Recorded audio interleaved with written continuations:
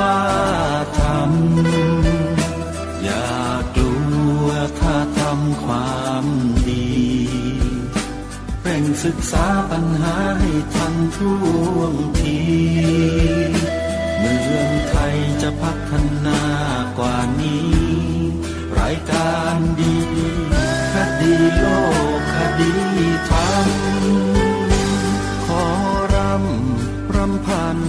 บรรยายความคิดเครื่องหมายแห่งสีทั้งสามงามถนัดขาวคือบริสุทธิ์สีสวัสดิ์หมายพระไตรรัตน์และธรรมะคุ้มจิตไทยแดงคือโลหิตเราใสซึ่งยอมสละได้เพื่อรักษาชาติศาสนาน้ำเงินคือสีโสภาอันจอมประชาถ้าโปรดเป็นของส่วนองค์จากริ้วเข้าเป็นไตรรงค์จึงเป็นสีธงที่รักแห่งเราชาวไทยทหารอวตารนำไปยงยุทธวิชัยวิชิตก็ชูเกียรติสยามประเทศไทยที่เจริญมั่นคงมาได้จนถึงทุกวันนี้มิได้เกิดขึ้นจากความหวาดกลัวอย่างคลาดเขลาแต่บรรพบุรุษไทยของเราทุกยุคทุกสมัยล้วนแต่มีความกล้าหาญและชาญฉลาดปกป้องเอกราชสร้างชาติให้เกิดความมั่นคงโดยมีธงแห่งพระไตรรัตน์เป็นเครื่องนำชัยจึงเป็นที่มาที่ไปของรายการคดีโลกคดีธรรมกล้าคิดก็ต้องกล้าทำอย่ากลัวถ้าทำความดีเร่งศึกษาปัญหาให้ทันท่วงทีเมืองไทยจะพัฒนากว่านี้รายการดีคดีโลกคดีธรรมรายการดีคดีโลกคดีธรรม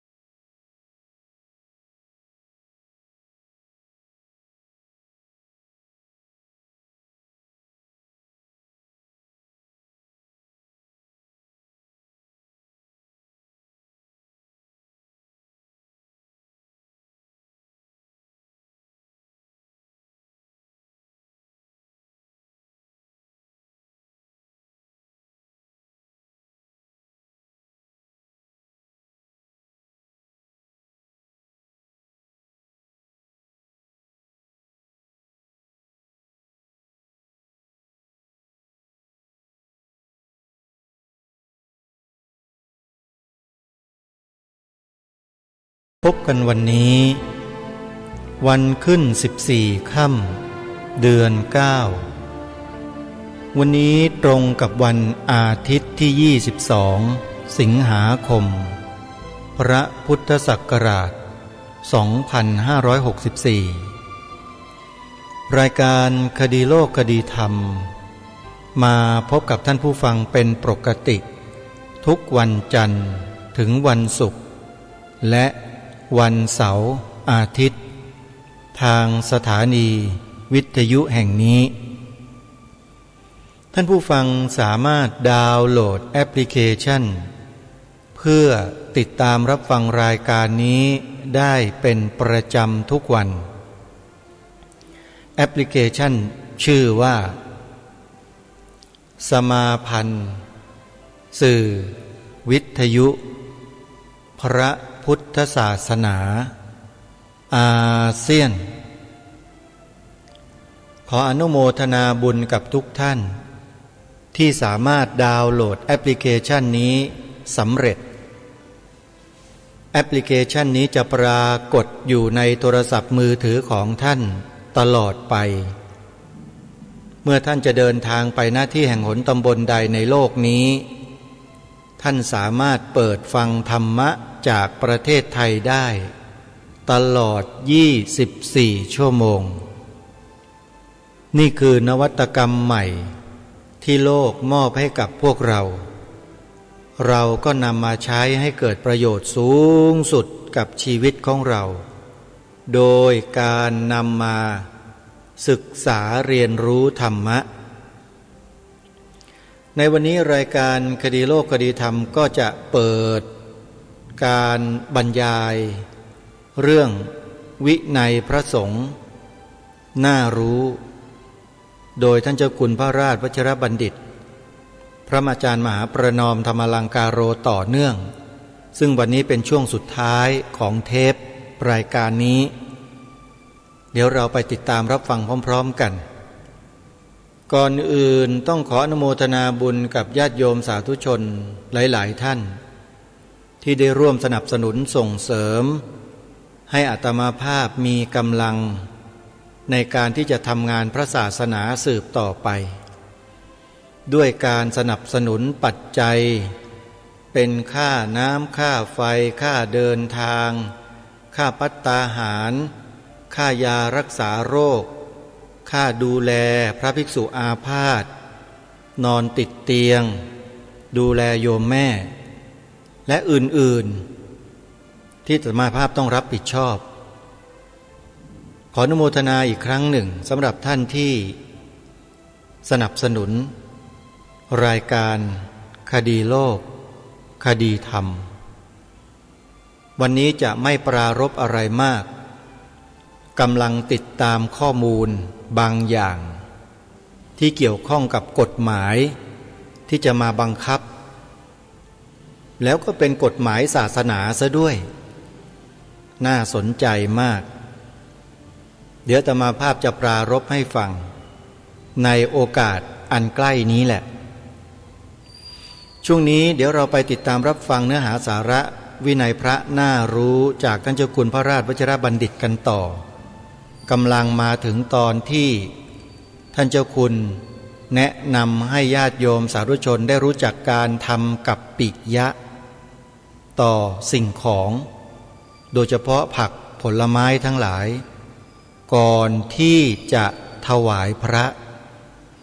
ถ้าพระท่านสั่งกัปปิยังกโรหิโยมก็จัดการเลยตามที่ท่านเจ้าคุณท่านบอกซึ่งมีปรากฏอยู่ในพระวินัยเมื่อทำเสร็จก่อนจะยกถวายท่านก็ต้องบอกว่ากัปปิยังกโรมิเดี๋ยวเรามาฟังท่านเจ้าคุณพูดในช่วงสุดท้ายกันแล้วเดี๋ยวสรุปให้พวกท่านสาธุชนเราท่านทั้งหลายนั้นได้รับฟังกันในช่วงท้ายต่อไปเดี๋ยวไปติดตามรับฟังพร้อมๆกันได้ณบัดนี้บางทีท่านไม่ฉันทำไมไม่ฉันล่ะส้มตำก็ดีเนี่ยแล้วก็ผักบุ้งก็สะอาดทำไมท่านไม่ฉันล่ะไม่ได้ทำกัปปิยะให้ท่านก็อยากฉันอยู่นะน้ำลายก็ไหลอยู่นะ แต่ว่าโยมไม่ทำกัปปิยะก็ฉันไม่ได้โยมท้าต้องบอกนะครับไอ้ไม่สำเร็จพระต้องบอกแต่ถ้าพระไม่บอกเนี่ยโยมทำมาอย่างละเอียดเลยใช้ทำทุกอย่างมันเรียบร้อยหมดเช่นผลไม้ก็ไม่มีเม็ดเลยถ้าอย่างนั้นได้หรือพวกบุ้งก็ไม่สามารถเกิดขึ้นได้แล้วแบบนั้นเนี่ยได้แต่ถ้าดูแล้วผักนี้ก็ดีผลไม้นี้ก็ดีเมล็ดนี้ก็ดีมันจะเกิดได้แล้วต้องรอให้ท่านสั่งก่อนโยมทำให้สมควรหน่อยนะโยมก็เอามีดมากรีดหรือเอาเล็บมากวนหรือไฟมาจี้เสร็จแล้วก็บอกสมควรแล้วเจ้าค่ะทุกอย่างเรียบร้อยหมดนั่นคือพระท่านจะสั่งฮะอันไหนอ๋อถามได้เลยถามเลยท่านจะให้ทำกัปปิยะไหม บางทีท่านลืมดีแล้วทำกัปปิยะนะท่านบางท่านลืมหรือนึกไม่ได้แต่บางองค์ไม่รู้ ทำกับปิยะอะไร บางองค์ไม่รู้ท่านจะงงทำกับปิยะอะไรบางองค์ท่านไม่รู้จริงๆนะเพราะฉะนั้นเนี่ยถามก็ดีบางองค์ก็รู้บางองค์ก็ไม่รู้ไม่ต้องก็ไม่เป็นไรของท่าน ถ้าท่านไม่รู้ท่านก็ไม่ร้อนใจแล้วท่านก็ฉันได้ทุกอย่าง ถ้าไม่รู้ท่านก็ฉันได้ทุกอย่างนะก็ไม่ซีเรียส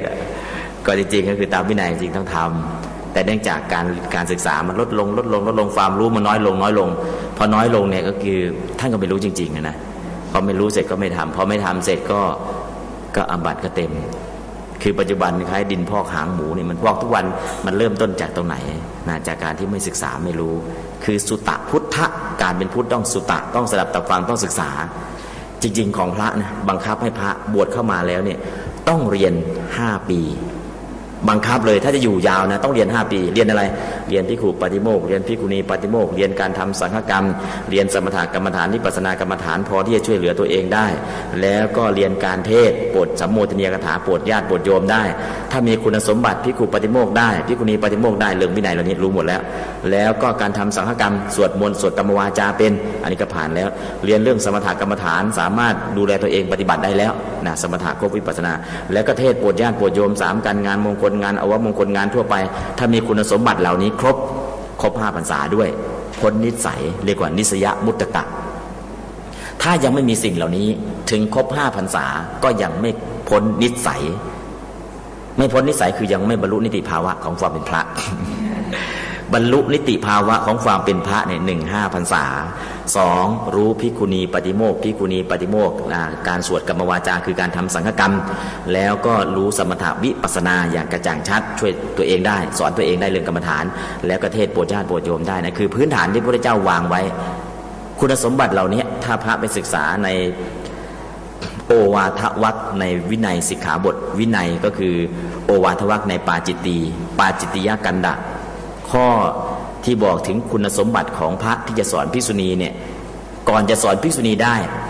ต้องผ่านเกณฑ์เหล่านี้ก่อนสอนตัวเองได้ก่อนสอนตัวเองคือตัวเองต้องพ้นนิสัย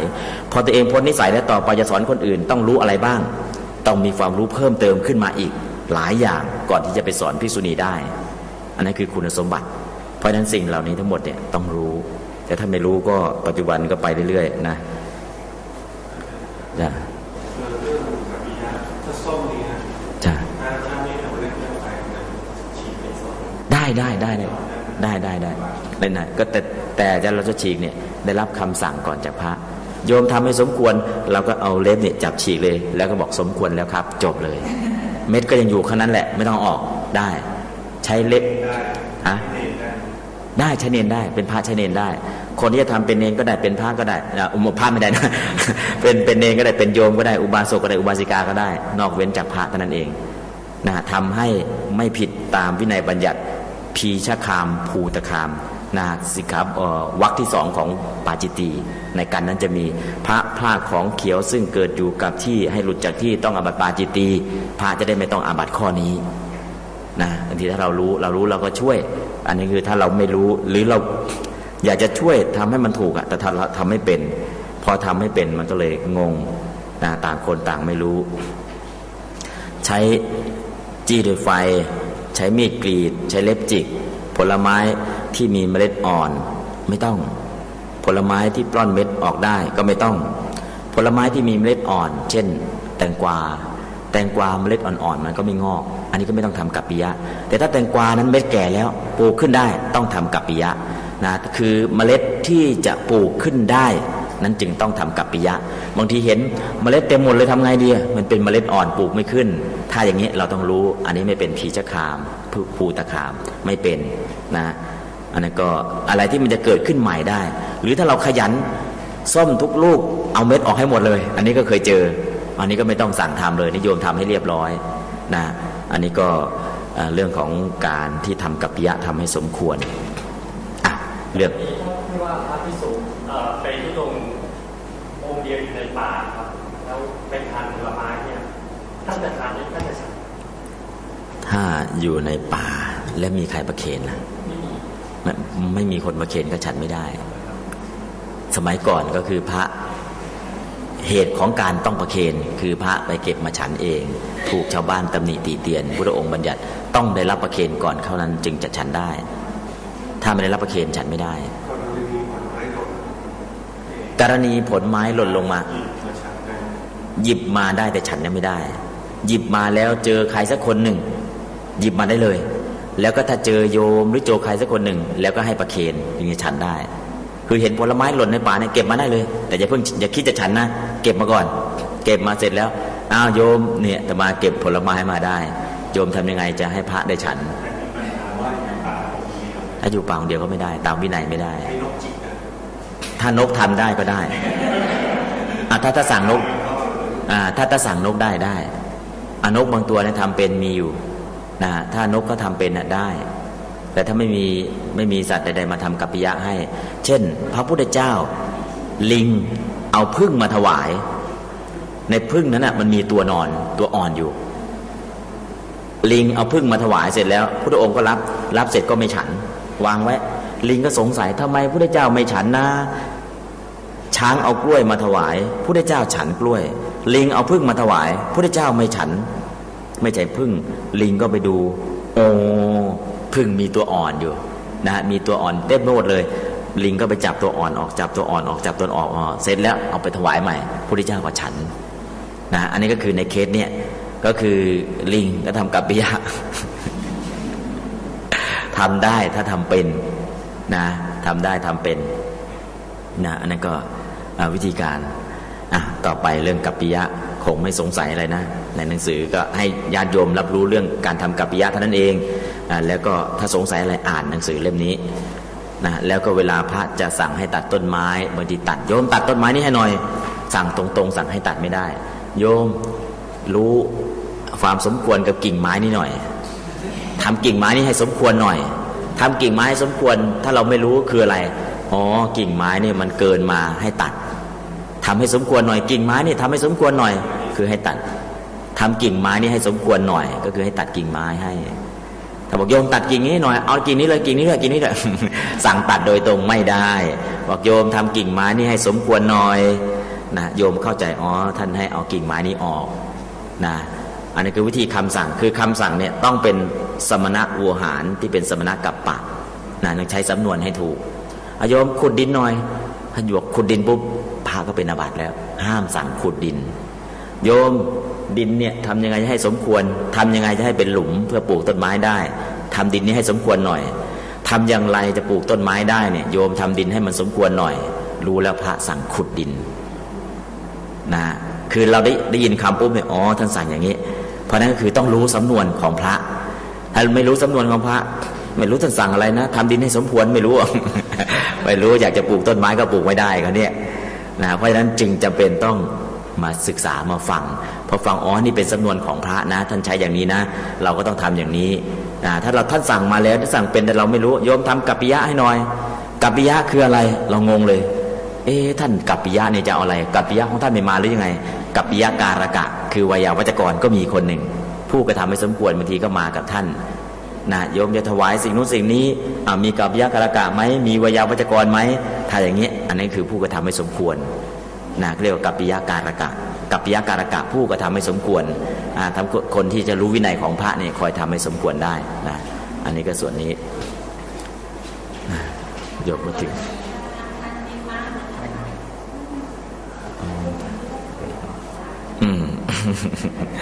ก็คือถ้าเราไม่เข้าใจท่านก็อาจจะใช้สำนวนธรรมดาไม่ค่ะคือพระองค์นั้นท่านจะไม่ทราบแต่เราทราบเนี่ยก็เราก็บอกเดี๋ยวจะกระทำให้สมควร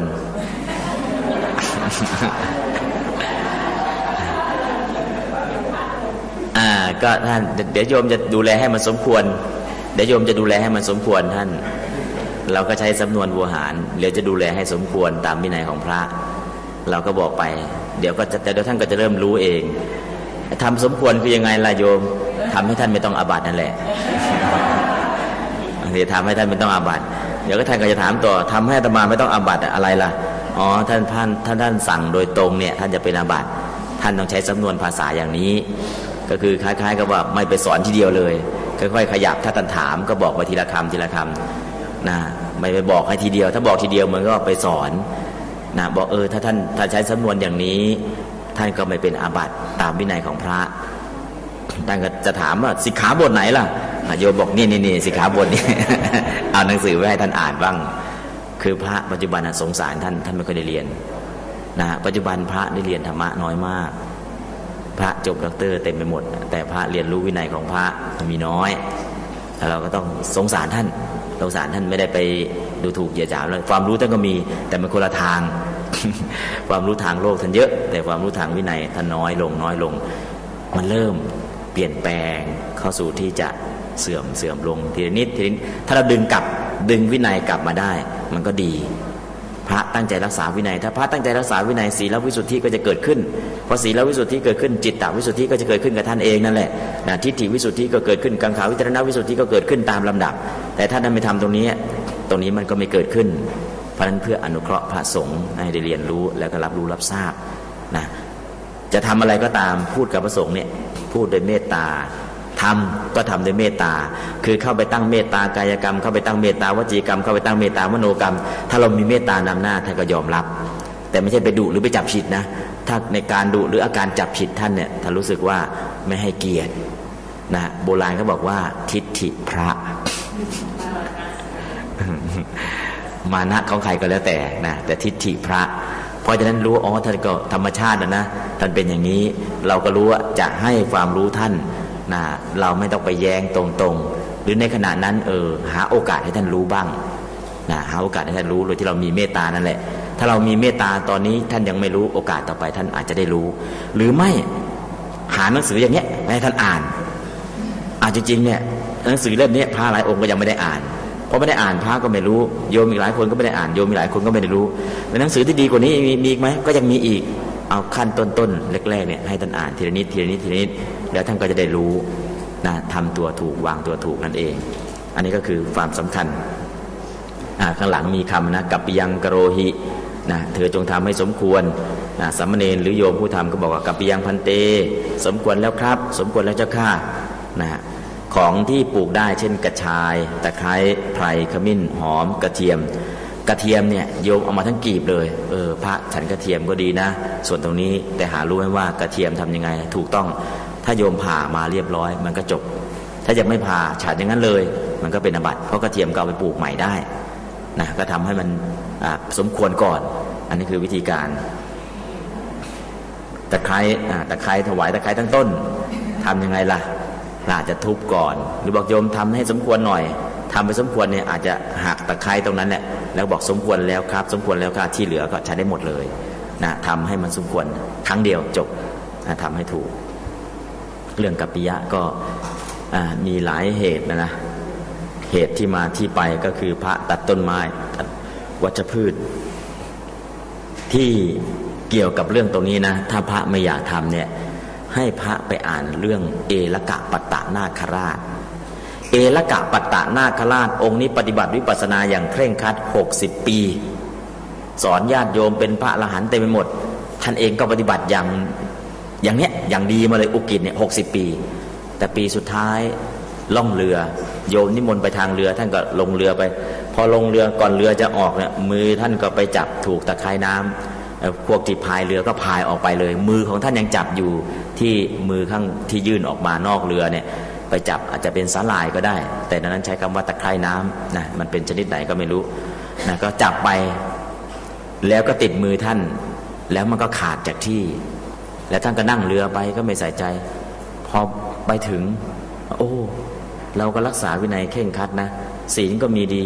แต่นั่งเรือมาเมื่อกี้เนี่ยมือไปถูกตะไคร่น้ำแล้วก็ขาดติดมือมายังไม่ทันได้ปลงอาบัติท่านมรณภาพไปซะก่อนแล้วท่านก็นึกถึงตรงนี้นึกถึงขึ้นมาเราก็ปฏิบัติวิปัสสนามาตั้ง60 ปีศีลก็บริสุทธิ์หมดแต่วัชพืชนะซึ่งเป็นสาหร่ายน้ำหรือตะไคร่น้ำที่มันงอกนะมือท่านไปถูกก่อนที่เรือจะออกแล้วมันขาดแล้วก็ไม่ได้ปลงอาบัติและท่านก็มรณภาพตายไปเป็นอะไรไปเป็นพญานาคเอละกะปัตตนาคราชเป็นพญานาคซึ่งปฏิบัติวิปัสสนามาตั้ง60 ปีแล้วก็ไปทำลายพีชคามนะพืชตะคามที่เกิดอยู่กับที่คือของเขียวเนี่ยนะที่อยู่ในน้ำในแม่น้ำด้วยไม่ได้ตั้งใจนะ แต่ว่าเรือมันพายออกไปมือก็ไปจับถูกแล้วมันก็ขาดติดมือมาแค่นี้แหละแล้วก่อนพอขึ้นบกแล้วเนี่ยว่าจะแสดงอาบัติก็หาพระที่จะปรงอาบัติไม่มีพอหาพระปรงอาบัติไม่มีก็มีอาบัติตัวนี้ติดตัวแล้วท่านก็นึกถึงตรงนี้สิ้นลมหายใจไปตายไปเกิดเป็นพญานาคอย่างน้อยๆน่าจะได้กลับมาเกิดเป็นมนุษย์หรือไม่เป็นเทวดาเพราะอะไรปฏิบัติวิปัสสนามาตั้ง60 ปีปฏิบัติมาอย่างดีแล้วก็สอนให้คนอื่นได้บรรลุอีกจำนวนมากแต่ตัวท่านเองยังเป็นปุถุชนอยู่และก็มีอาบัติจากพีชคามเนี่ยเพราะฉะนั้นถ้าให้พระท่านอ่านเรื่องนี้สักนิดหนึ่งต่อไปการทำกัปปิยะของโยมก็จะง่ายขึ้น ท่านโยมต้องถูกแล้วต้องทำกัปปิยะก่อนนะถ้าไม่ทำกัปปิยะเดี๋ยวเป็นเอลกะปะตะนาคราชนะปฏิบัติวิปัสสนามาตั้ง60 ปีแต่ทำให้สลายซึ่งอยู่ในน้ำเนี่ยขาดแล้วก็ไม่ได้แสดงอาบัติไม่ได้ปรงอาบัติเนี่ยตายไปเกิดเป็นพญานาคชื่อว่าเอลกะปะตะนาคราชพอได้ยินตรงนี้ปุ๊บโยมต้องทำกัปปิยะแล้วนะจะตัดต้นไม้ก็ดีจะฉันผักบุ้งก็ดีฉันอะไรที่มันปลูกได้ก็ดีจะทำกัปปิยะทั้งหมดทำกัปปิยะท่านก็ไม่เป็นอาบัติหรือถ้ามันพลาดไปแล้วทำไงล่ะรีบแสดงอาบัติเลยสัพพตาปฏิโยโรจิมิสัพพตาอปฏิโยโรจิมิต้องรีบแสดงอาบัติถ้าพลาดไปแล้วนะจะรู้ว่าพลาดไปแล้วท่านแต่เองต้องแสดงอาบัติการแสดงอาบัติต้องแสดงกับภิกษุด้วยกันเท่านั้นนะถ้าพลาดไปแล้วเนี่ยถ้าท่านรู้ว่าตัวพลาดท่านต้องแสดงอาบัติมันก็จะพ้นได้แต่ถ้าไม่ได้แสดงอาบัติตายไปก็ไปเกิดเป็นสัตว์เดรัจฉานเป็นเอลกะปะตะนาคราชซึ่งตรงนี้เนี่ยถ้าเราได้ศึกษาเหตุผลทำไมต้องทำด้วยมันก็ผิดพระวินัยบัญญัติได้เบียดเบียนใครไหมไม่ได้แค่สลายต้นเดียวนะตะไคร่น้ำกิ่งเดียวนะก็ทำให้ไปเกิดเป็นพญานาคเป็นสัตว์เดรัจฉานได้เพราะฉะนั้นเหตุผลทำไมพระต้องรักษาเพื่อปิดประตูอบายให้ท่านเองถ้าท่านไม่รักษากะปิใช่ไหมถ้าดิบเนี่ยคือดิบสดๆเลยโยมกะปิเนี่ยใช้เกลือกับใช้แสงแดดเป็นตัวทำให้สุกเพราะฉะนั้นฉันกะปิฉันได้ไหมได้ฉันปลาร้าฉันได้ไหมได้ของดิบในที่นี้ของดิบเช่นเนื้อสดๆลาบเลือดก็ดีเนื้อสดๆก็ดีปลากุ้งก็ดีกุ้งเต้นก็ดี สิ่งเหล่านี้ทั้งหมดเนี่ยคือของดิบแต่ถ้าเป็นในลักษณะของกะปินี่คือในความเป็นของชาวบ้านเนี่ยสุกด้วยไฟสุกด้วยเกลือสุกด้วยการหมักนะคือการที่ทำให้มันเปลี่ยนสภาพแล้วเนี่ยนะใช้เกลือมันก็สุกใช้แสงแดดก็สุกนะหรือใช้อบมันก็สุกเพราะฉะนั้นบางอย่างเนี่ยการสุกแบบชาวบ้านเนี่ยสุกแบบไหนถ้าดิบของดิบก็คือเนื้อสดๆก็ดีมีบุคคลเอาเนื้อสดๆมาถวายพระก็ใช้เนื้อสดๆนั่นแหละจิ้มไปกับน้ำจิ้มก็คือเนื้อสดๆเนี่ยก็คือบางองค์ชอบลาบสดๆเลยนะถ้าเนื้อสดๆเนื้อดิบๆเนี่ยก็ไม่ควรนะเพราะนั้นก็คือในการกระบวนการการทำน้ำพริกกะปินะถามว่ากะปิเนี่ยนะมันสุกไม่สุกก็คือมันไม่ได้สุกด้วยไฟแต่กระบวนการในการทำกะปิเนี่ยก็ใช้เกลือ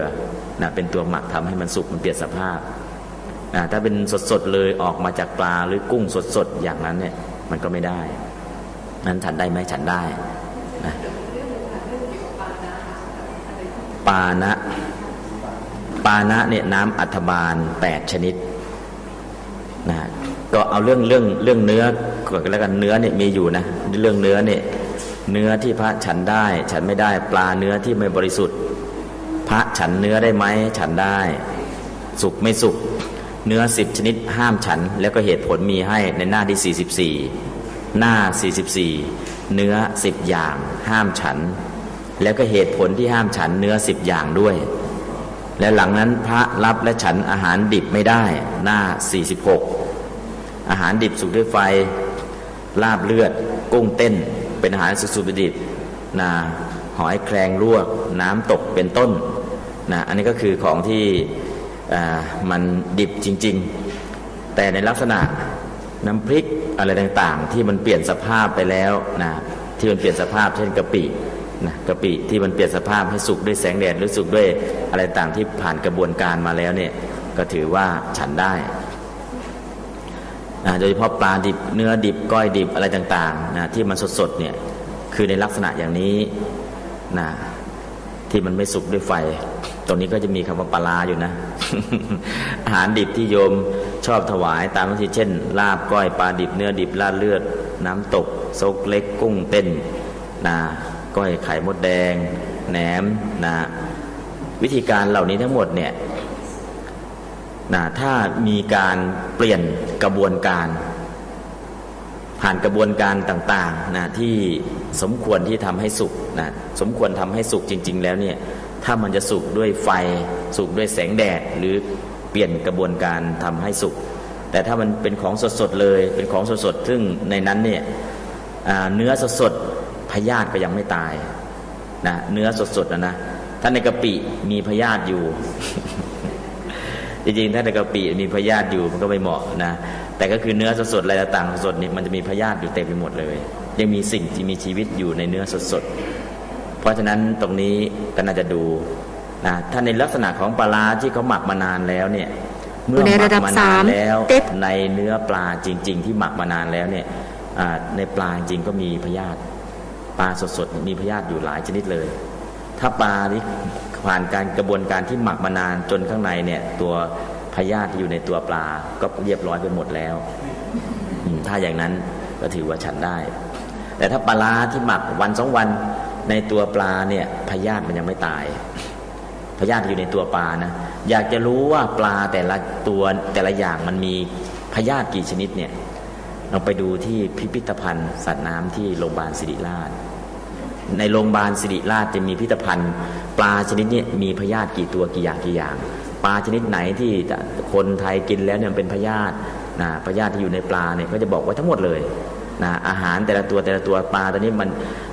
ในสัตว์ในหอยในกุ้งในปูในปลาตัวไหนมีพยาธิตัวไหนที่มันไม่ตายเขาจะบอกไว้ทั้งหมดเพราะฉะนั้นเนี่ยในพิพิธภัณฑ์เราก็จะไปศึกษาได้แต่ถ้าทายผ่านกระบวนการละเอียดจนเป็นจะเป็นอะไรล่ะน้ำพริกกะปิเป็นกะปิไปแล้วเนี่ยปลาตัวพยาธิที่อยู่ในปลาในกุ้งนี่มันก็ไปหมดแล้วนะก็คือมันมีข้างในที่ยังไม่ตายอาจจะเนื้อดิบเนื้ออะไรเนี่ยเยอะแยะเลยนะพยาธิซึ่งเป็นสัตว์ที่มีชีวิตอยู่ข้างในมันยังไม่ตายเพราะนั้นก็ดูนะดูความลึกของคำแล้วก็ดูอาหารนะบางทีญาติโยมฉันทานสิ่งเหล่านี้แหละก็คือชีวิตของพระเนี่ยทำตัวให้เขาเลี้ยงง่ายส่วนหนึ่งอีกประเด็นหนึ่งเมื่อเลี้ยงง่ายแล้วเนี่ยฉันไปแล้วมันเกิดมีปัญหาไหมฉันปลาดิบถ้าฉันปลาดิบเนี่ยถ้าเอามีดมากรีดเอาไฟมาจี้นะเพื่อทำให้สมควรล่ะเอามีดมากรีดแล้วทำให้สมควรได้ไหมหรือเอาไฟมาจี้ทำให้สมควรได้ไหมหรือเอาไปตากแดดเนี่ยเช่นปลาแห้งตากแดดปลาแห้งตากแดดมันก็ยังไม่สุกนะแต่ตากแดดแล้วสุกด้วยอะไรก็สุกด้วยไฟ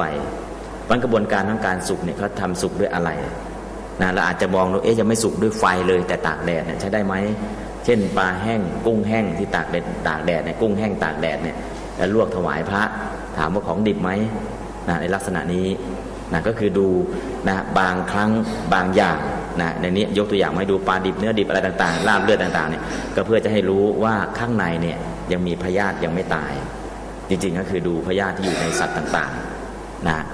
ส่วนกะปิก็คิดว่าพยาธิคงไม่เหลือแล้ว อันนี้ก็ฝากให้พิจารณานะดูสมควรแต่กะปิก็ดีกะปินี่ก็ถ้าเป็นไปได้กะปิมาทำน้ำพริกเนี่ยถ้าย่างก็จะดีที่สุดโบราณเขาแนะนำถ้าอยากทานกะปิให้หอมให้อร่อยเอากะปิมาทำเป็นแผ่นแล้วการย่างกะปิเนี่ยก็ใช้ใบตองแล้วใบตองนี้ทำยังไงไม่ให้กะปิติดใบตองเอาน้ำมันมาทาใบตองก่อนเอาน้ำมันทาใบตองเสร็จแล้วก็ปิดทำเป็นแผ่นแล้วก็ย่างพอมันสุกแล้วเนี่ย1กะปิจะหอมมากกะปิไม่เหม็น2พระก็มั่นใจ 100% จริงๆก็คือที่ไม่มั่นใจก็คือในเนื้อที่ยังไม่สุกมีพยาธิจำนวนมากที่ยังไม่ตายนะจุดประสงค์หลักก็อยู่ตรงนั้นแหละ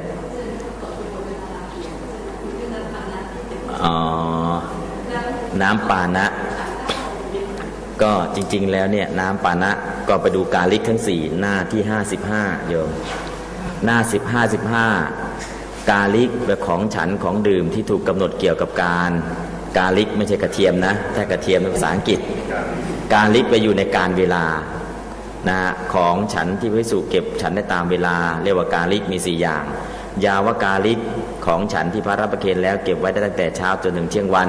ยาวะนะ เช้าชั่วเที่ยง ยามะก็1 ยามยามกาลิกของที่พระประเคนรับและเก็บไว้ได้1 วัน 1 คืนแล้วก็สัตตหกาลิกสัตตะแปลว่า7เก็บไว้ได้7 วันเช่นน้ำผึ้งเนยใสจตุมัทุน้ำอ้อยแล้วก็ยาวชีวิกรับประเคนทีเดียวเก็บไว้ได้ตลอดเช่นยานะยาทุกชนิดประเคนทีเดียวเก็บไว้ได้ตลอดเพราะฉะนั้นในส่วนตรงนี้เนี่ยก็ดูข้างล่างมีนิดนึงปุพพันชาติอปรณชาติปุพพันชาติหน้าที่56นะโยมเปิดดูหน้า56สักนิดนึงปุพพันนะได้แก่พืชที่เกิดก่อนพืชจำพวกข้าวมี7 ชนิดข้าวสาลีข้าวเปลือกข้าวเหนียวข้าวละมานข้าวฟ่างลูกเดือยหญ้ากับแก้นะข้าวนกนั่นเองทั้งหมดเนี่ยปุพพันนะปุพพันนะแปลว่าเอามาปลูกก่อนปลูกในช่วงแรกปลูกในช่วงฤดูฝนเรียกว่าปุพพันชาติอปรณชาติปลูกในช่วงที่2หลังจะเก็บเกี่ยวข้าวไปแล้วก็จะมีถั่วต่างๆถั่วเขียวถั่วเหลืองถั่วดำทั้งหมดอันนี้ก็คือแล้วก็มาหาผล9 ชนิดผลตาลมะพร้าวขนุนสาเกน้ำเต้าฟักเขียวแตงไทยแตงโมฟักทองนะก็คือให้รู้จักสิ่งเหล่านี้ปุพพันชาติข้าวทุกชนิดเอามาทำน้ำปานะไม่ได้อปรณชาติถั่วทุกชนิดก็เอามาทำน้ำปานะไม่ได้ปุพพันชาติกับอปรณชาตินะโยมหน้าที่56จะมีคำว่าปุพพันชาติพืชตระกูลข้าวเอามาทำน้ำปานะไม่ได้อปรณชาติพืชตระกูลถั่วเขียวถั่วเหลืองถั่วดำถั่วทุกชนิดเอามาทำเป็นน้ำปานะไม่ได้มหาผลเอามาทำเป็นน้ำปานะไม่ได้รากผักกาดผักขมผักชีผักบุ้งรากเล็กนะรากของบัวหลวงบัวขาวเป็นต้นที่ยังอ่อนสดเอามาทำน้ำปานะไม่ได้นะหัวเผือกหัวมันผักกาดกาลเกตเอามาทำน้ำปานะไม่ได้เอามาทำสดๆนะยอดหน่อลำต้นเปลือกใบนะแล้วก็มาดูที่หน้าที่58โยมหน้า58ยามกาลิกของฉันเครื่องดื่มสำหรับพระรับประเคนแล้วเก็บไว้1 วัน 1 คืนน้ำผลไม้ของโยม57ใช่ไหมของอาตมานะ58หน้า57หน้า18นะข้อที่2ยามกาลิกหน้าอาจจะแตกต่างกันนิดหนึ่งพิมพ์คนละครั้งยามกาลิกหน้าที่58ของอาตมาของโยมหน้า57นะยามกาลิกของฉันได้แก่เครื่องดื่มสำหรับพระรับประเคนแล้วได้1 วัน 1 คืนน้ำมะม่วงมันทำน้ำปานะได้ลูกว่าได้กล้วยมีเมล็ดได้กล้วยไม่มีเมล็ดได้น้ำมะสางบางท่านก็เคยเห็นบางท่านก็ไม่เคยเห็นผลไม้ชนิดหนึ่งลูกไม่โตเท่าไหร่แล้วน้ำลูกจันทร์ในบ้านเราก็ไม่ค่อยจะมีแล้วจันทร์เหลืองๆนะหรือองุ่นทำน้ำปานะได้น้ำเง่าบัวเอาเง่าบัวมาต้มน้ำปานะได้น้ำมะปรางหรือลิ้นจี่อันนี้คือโดยตรงนะมีชื่อให้โดยตรงไม่มีชื่อโดยตรงแต่เป็นเล็กๆเอามาสามารถทำน้ำปานะได้น้ำมีหวายมะขามมะง่วสะเคราะห์เล็บเหยี่ยวเป็นต้นน้ำผลไม้ทุกชนิดเว้นธัญชาติและสิ่งอนุโลมคือพืชที่นำมาปรุงอาหารได้เหมือนข้าวห้ามธัญชาติก็คือพวกปุพพันนะกับอปรณะ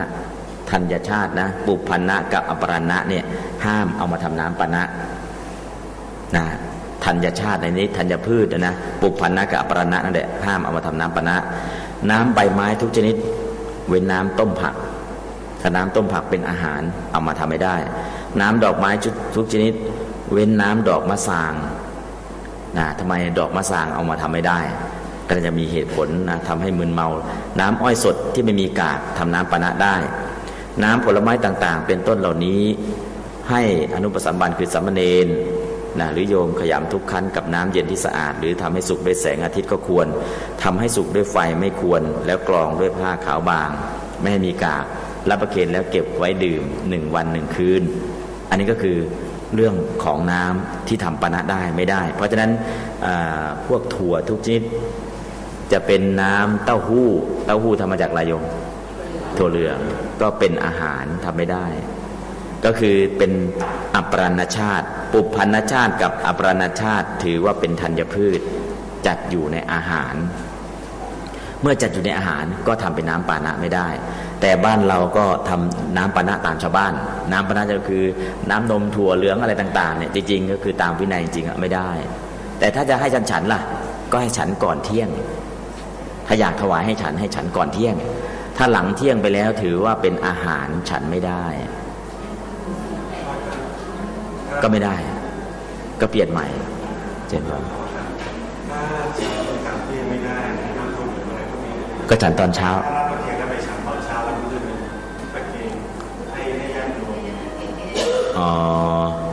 มันเป็นยาวกาลิกเดี๋ยวมันเก็บยามกาลิกเนี่ยเก็บได้1 วัน 1 คืนเก็บไว้ได้1 วัน 1 คืน1 วัน 1 คืนนะเก็บมันก็คงไม่ได้นะมันบูดนะแต่ถ้ามีตู้เย็นก็ไม่บูดไม่เป็นไรถ้ามันไม่บูดก็ได้อยู่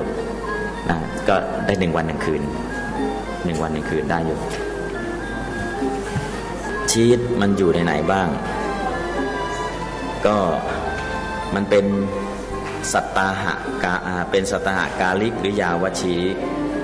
ถ้า7 วันเนี่ยก็คือฉันได้ภายใน7 วันรับประเคนถ้าอยู่ในสัตตาหะกาลิกก็คือต้องจะฉันชีสฉันอะไรเนี่ยมันต้องมีโรคผอมเหลืองคือมันเป็นยาเก็บไว้ได้7 วันเป็นเภสัชเก็บไว้ได้7 วันเก็บไว้ได้7 วันเนี่ยคือเป็นเภสัชเนี่ยต้องมีโรคผอมแห้งโรคอะไรต่างๆมันต้องมีเหตุชิกัจฉาปรมาโลคาใช่ไหมความหิวเป็นโรคอย่างยิ่งถ้าโรคหิวนี่ก็น้ำปานะสัตตาหะกาลิกไม่ได้ถ้าชีสเป็นโรคหิวไม่ได้ถ้าคิดว่าหิวแล้วเอาเนี่ย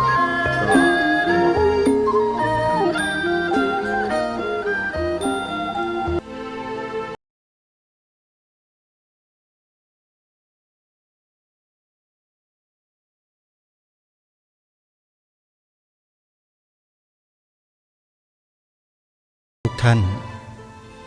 เนื้อหาการบรรยายให้ความรู้เรื่องวินัยของพระโดยท่านเจ้าคุณพระราชวชิรบัณฑิตหรือพระอาจารย์มหาประนอมธรรมลังการโรเจ้าอาวาสวัดจากแดงอำเภอพระประแดงจังหวัดสมุทรปราการก็ได้จบลงอย่างสมบูรณ์ก็เป็นอันว่าวินัยขั้นพื้นฐานที่ญาติโยมชาวพุทธของเราต้องรู้นั้นเราก็รู้เราก็ทราบกันไปพอสมควรแล้วซึ่งถือว่าเป็นความรู้ขั้นพื้นฐานทั่วๆไปจริงๆเช่นการประเคนของถวายพระต้องปฏิบัติอย่างไรสิ่งของที่จะยกถวายพระจะต้องอยู่ห่างจากตัวพระเท่าไหร่และประเคนแบบไหนจึงประเคนได้อย่างถูกต้องอย่างไหนประเคนโดยการอนุโลมแล้วใช้สายสิญจน์คล้องประเคนอย่างเนี้ยอันนี้เป็นความรู้ขั้นพื้นฐานที่ญาติโยมต้องรู้ต้องเข้าใจแต่สำหรับพระสงฆ์นั้นอันนี้หนักใจกว่าโยมเยอะเลยถ้าเป็นพระสงฆ์แล้วไม่รู้พระวินัยแล้วก็ไปแนะนำไปบอกญาติโยมผิดเข้าไปเนี่ยอันเนี้ยเป็นอันตรายอาตมาภาพจริงๆแล้วไม่น่าคือคิดว่าไม่น่าที่จะเป็นไปได้เลยที่ว่าพระสงฆ์ในเมืองไทยหรือว่าที่ไหนก็แล้วแต่เถอะที่แนะนำเรื่องข้อวินัยให้กับญาติโยมไม่ถูกต้องเนี่ยไม่น่าจะมีแต่มันก็มีแต่ถามว่ามันเสียหายถึงขนาดว่าทำให้พระพุทธศาสนาเราเสื่อมไหมมันก็ไม่ถึงขนาดนั้นน่ะเรียกว่าเป็นอาบัติเล็กๆน้อยๆที่พอจะแสดงอาบัติแล้วก็หลุดล่วงลงไปได้แล้วก็ทำการศึกษาให้ถูกต้องปฏิบัติให้ถูกต้องสิ่งที่ดีก็จะกลับคืนมาได้เพราะฉะนั้นเรื่องของการศึกษาเรียนรู้เรื่องของการฟังเนี่ยทางรายการย้ำแล้วย้ำอีกว่าให้พวกเราได้ฟังได้ศึกษาเรียนรู้ด้วยการฟังในเบื้องต้นเรียกว่าสุตตะเพื่อให้เกิดอะไรเกิดสุตตมยปัญญาเกิดปัญญาจากการฟังก่อน เมื่อเกิดปัญญาจากการฟังแล้วเนี่ยเราก็จะได้ปฏิบัติให้ถูกต้องเรียกว่าเป็นการรักษาศีลของพระสงฆ์เนี่ยให้บริสุทธิ์ด้วยทางหนึ่งบางทีพระสงฆ์เราอ้าปากพูดก็ไม่ได้จะบอกโยมว่าโยมทำอย่างนี้ไม่ถูกต้องนะโยมนะโยมต้องทำแบบนี้แบบนั้นไม่ใช่นะโยมอย่าทำอย่างนี้อีกนะโยมนะพูดมากๆเข้าโยมรำคาญหนีเลยกูไม่ถวายแล้ววัดนี้อะไรไม่รู้จุกจิกชิบอย่างนี้ก็มีเหมือนกันพระสงฆ์ก็เลยไม่พูดอะไรก็ปล่อยให้โยมทำกันไปนี่แหละคือสาเหตุที่ทำให้เกิดดินพอกหางหมูญาติโยมก็มีส่วนพระสงฆ์นั้นท่านทราบไหมวินัยก็เรียนมาแล้วท่านทราบอยู่แต่บอกโยมไม่ฟังอ่ะพระสงฆ์ก็เลยเลยตามเลยแล้วกันเพราะพระสงฆ์เองท่านอุปสมบทมาก็ไม่ได้มุ่งหน้าพระนิพพานกันหรอกแค่มาศึกษาเรียนรู้เพื่อสืบสารพระพุทธศาสนาให้อยู่ได้ในสังคมเพื่อยังประโยชน์ส่วนรวมให้เกิดขึ้นประโยชน์ส่วนตนของท่านที่จะไปนิพพานเนี่ยท่านทำใจของท่านได้แล้วแหละแต่เป็นห่วงญาติโยมเราท่านก็เลยต้องอยู่ไปกับญาติโยมที่เป็นคนลักษณะขี้รำคาญเก่งนี่แหละก็อยู่กันไปพระท่านก็หาทางออกแก้ไขของท่านไปก็รักษาพระศาสนากันไปแต่ถ้าหากว่า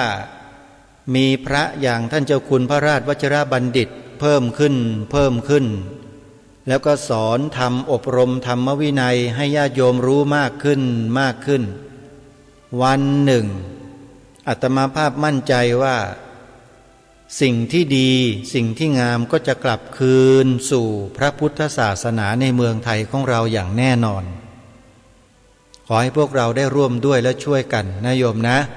อย่าคิดว่าเราทำไม่ได้ทำได้ถ้าเราทำถ้าไม่ทำมันก็ทำไม่ได้จริงหรือไม่จึงขอฝากพวกเราในช่วงท้ายรายการวันนี้สำหรับวันนี้เวลาของรายการหมดเดี๋ยววันต่อไปจะนำสิ่งใดมาเปิดให้ฟังต่อคอยติดตามรับฟังกันวันนี้ต้องสมมุติยุติรายการไว้แต่เพียงเท่านี้ขอความสุขสวัสดีในธรรมแห่งองค์สมเด็จพระบรมศาสดาสัมมาสัมพุทธเจ้าจงปรากฏเกิดมีขึ้นในจิตใจของท่านผู้ฟังทุกท่านทุกคนเทินขอเจริญพรกล้าคิดก็ต้องกล้าท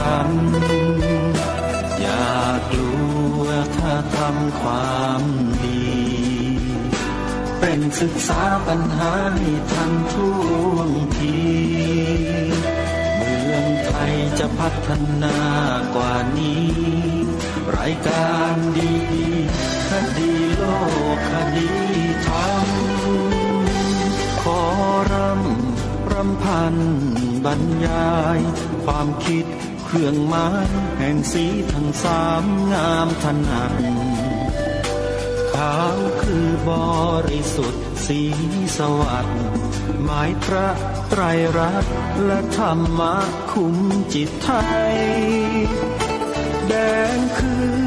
โลหิตเราใสซึ่งยอมสละได้เพื่อรักษาชาติศาสนาน้ำเงินคือสีโสภาอันจอมประชาถ้าโปรดเป็นของส่วนองค์จับริ้วเข้าเป็นไตรรงค์จึงเป็นสีธงที่รักแห่งเราชาวไทยทหารอวตารนำไปยงยุทธวิชัยวิชิตก็ชูเกียรติสยามประเทศไทยที่เจริญมั่นคงมาได้จนถึงทุกวันนี้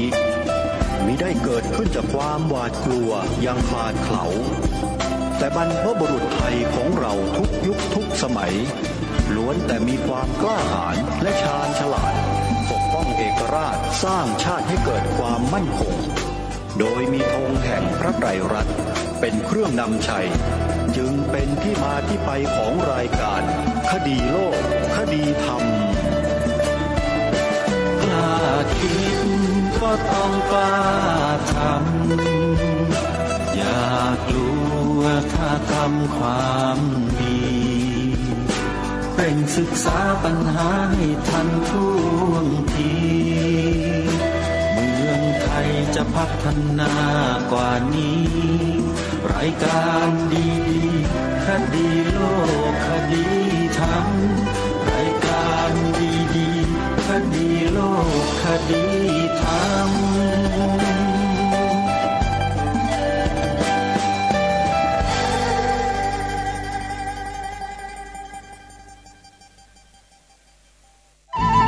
ที่จบไปแล้วนั้นเป็นรายการคดีโลกคดีธรรมดำเนินรายการโดยพระครูปลัดณรงค์ฤทธิ์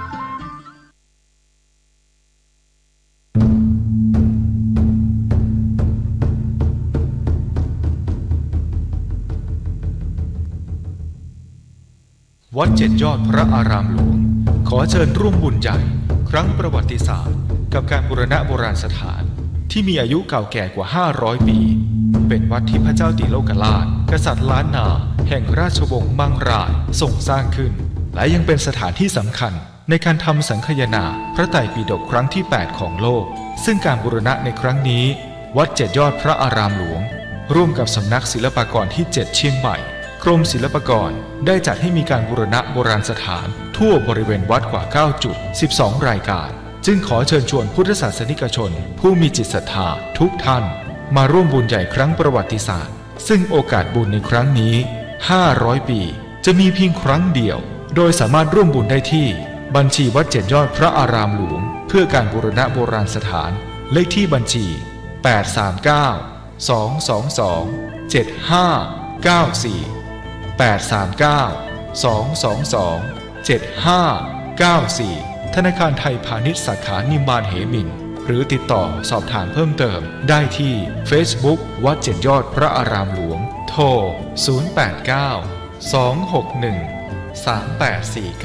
089-261-3849 และ